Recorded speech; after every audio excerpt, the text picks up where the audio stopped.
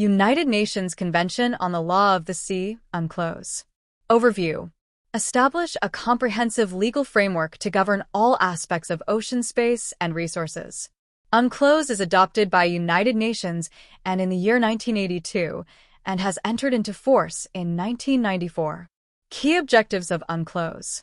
Define maritime zones. Regulate resource use. Promote environmental protection. Facilitate dispute resolution. Structure of UNCLOS.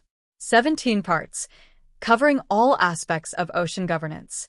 320 articles. Detailed provisions. 9 annexes, supplementary agreements, and technical details. Part 1. Introduction. Defines key terms and scope of the Convention. Emphasizes peaceful use of oceans and equitable resource sharing. Part 2. Territorial Sea and Contiguous Zone. Territorial Sea. Extends up to 12 nautical miles from baseline. Coastal states have full sovereignty. Contiguous Zone.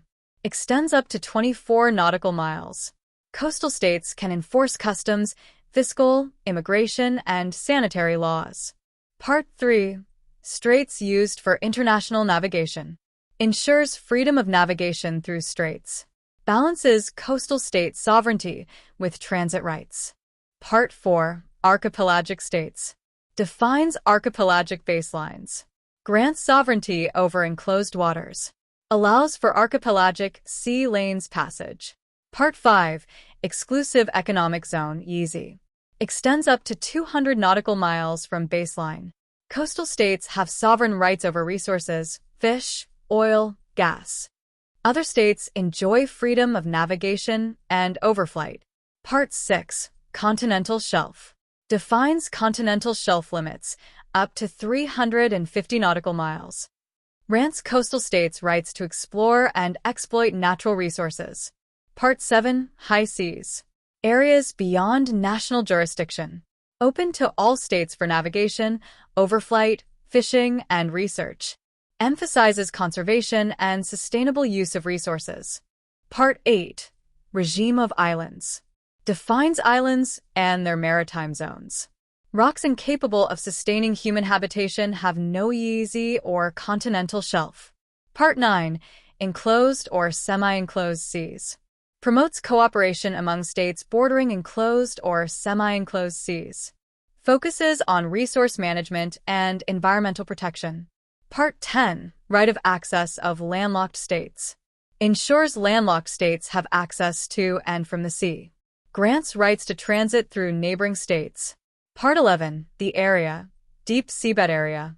Seabed and ocean floor beyond national jurisdiction.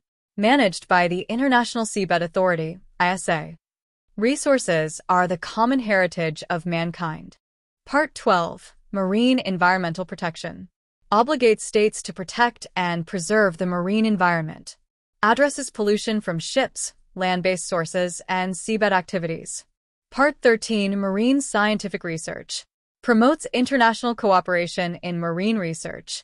Requires consent for research in territorial seas and EEZs. Part 14. Development and transfer of marine technology. Encourages technology transfer to developing countries. Aims to bridge the gap between developed and developing states. Part 15. Settlement of disputes. Establishes mechanisms for peaceful dispute resolution. Includes the International Tribunal for the Law of the Sea, ITLOS. Part 16. General provisions.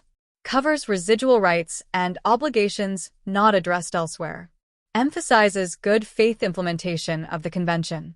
Part 17. Final provisions. Deals with ratification, amendment, and entry into force. Allows for reservations and exceptions under specific conditions. Annexes. Annex 1. Highly migratory species. Annex 2. Commission on the limits of the continental shelf. Annex 3 to 6. Procedures for resource exploration and dispute settlement. Annex 7 to 9. Arbitration and special arbitration procedures. The United Nations Convention on the Law of the Sea, UNCLOS, is significant because it provides a comprehensive legal framework for governing the world's oceans, defining the rights and responsibilities of nations regarding maritime activities, promoting peaceful use of the seas, and ensuring the conservation and sustainable management of marine resources, all under the umbrella of the United Nations, UN, which oversees its implementation and enforcement, essentially acting as the Constitution for the oceans. Thank you for watching the video. For more marine topics, please subscribe the channel. Please help us with your valuable feedback to improve the contents.